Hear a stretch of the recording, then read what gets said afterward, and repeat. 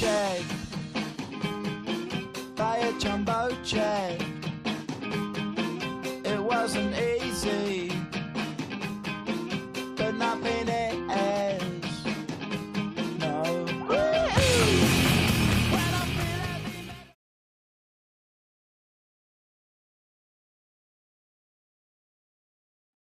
Hola a tots i benvinguts a un nou videotutorial. Estem en Història Contemporània de quart de l'ESO en el tema número 7 que fa referència a la Gran Guerra i la Revolució Russa. Bé, a continuació tractarem les conseqüències de la Gran Guerra en els dos vessants més importants que considerem, d'una banda a nivell social i d'una altra banda a nivell polític.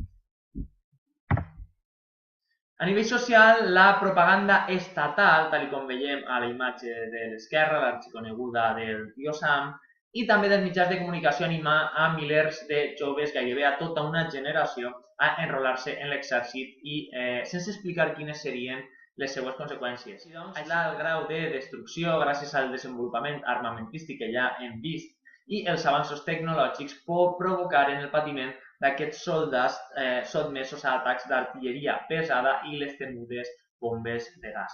A més, la vida en la trinxera era extremadament dura, on els queviures escassejaven, la fam i la brutícia eren habituals i on les hores parapetats i resistint l'artilleria enemiga feien d'aquest lloc un autèntic infern. De fet, la Gran Guerra de 1914 al 1918 pren l'apel·latiu de guerra total, atès que tota la població i tots els recursos nacionals estaven encaminats al finançament d'aquesta. Els exèrcits nacionals, hereus de les revolucions del segle XIX, implicaren la població civil masculina d'edat militar i el desastre en moltes famílies que quedaren totalment desestructurades i indefenses. També l'alt grau de destrucció palesa l'origen dels primers grans moviments de refugiats causats per un conflicte bèl·lic. I darrerament les enormes demandes d'armament, de producció d'armament, municions o avituallament provocaren la utilització en massa, tal com podem observar a la imatge central, de la mà d'obra femenina. Un altre aspecte que cal tindre en compte, per descomptat, i que hem avançat anteriorment, respon a la campanya de propaganda i control de l'opinió llançada pels estats combatents. Per un costat, ajudar a crear una opinió pública favorable a cadascun dels bàndols, a crear aquesta retòrica, aquesta demonització de l'enemic, i per un altre costat, la manipulació dels mitjans de comunicació que hi ha corrents d'opinió de caire pacifista i obrerista contràries a la guerra, així com també els moviments sufragistes de les dones durant aquesta. Darrerament, l'economia es posa al servei de la destrucció. Assistim a allò que se'n coneix com economia de guerra, en efecte, la intervenció de l'Estat per fabricar el major nombre d'armes i material bèl·lic amb un clar sentit de defensa dels interessos nacionals.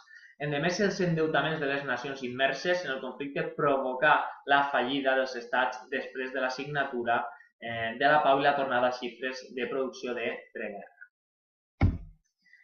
A nivell polític, el conflicte suposa la davallada definitiva del poder europeu arreu del món en favor dels Estats Units, els grans beneficiats, que esdevingueren líders de les finances mundials i d'un model social i cultural que després de 1945 s'implantarà definitivament suau. Pel que fa a l'organització de la pau, al gener de 1919 s'inaugurà a París una conferència de pau que es rubricà amb la signatura de 5 tractats de pau que prengueren el nom dels palaus on foren signats.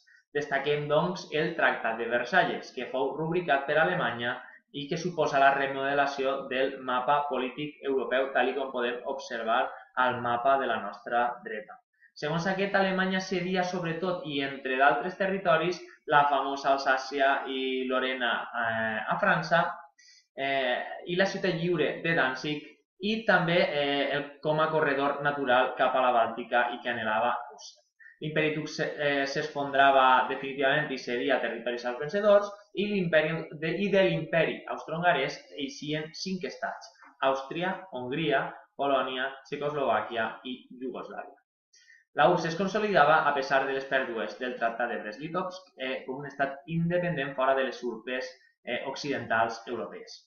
Per la seva part, i tenim el text en la nostra esquerra, cal fer menció a la figura del nord-americà Thomas Wilson, qui propugna els seus cèlebres 14 punts de Wilson i auspiciar la creació de la primera gran comunitat internacional anomenada la Societat de Nacions. A grans trets, aquesta funcionava com una organització internacional i la seva continuadora és l'actual ONU, que garantiria la pau, l'assistència mútua entre estats i l'arbitratge internacional per a la resolució de conflictes. Tanmateix, el seu naixement palesà greus problemes vist que els vençuts no foren integrats ni tampoc l'URSS i al remat ni tan sols els propis Estats Units que veieren com la integració en dita organització internacional suposava un retall a la seva sobirania i capacitat de decisió en les relacions internacionals. Per aquest motiu, la seva força anà minvant fins a esdevindre una mera comparsa dels acords entre potències.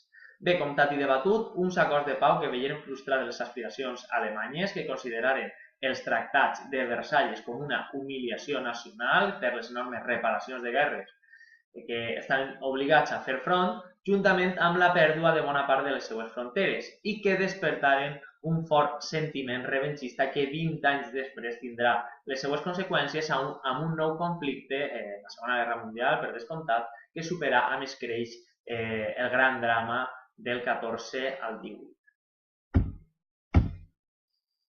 Bé, fins així el nostre videotutorial d'avui. Espero que us hagi servit d'ajuda i ens veiem a classe.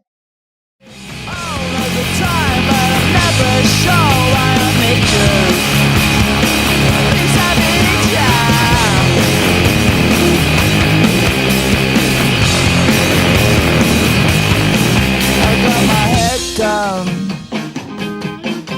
when I was young.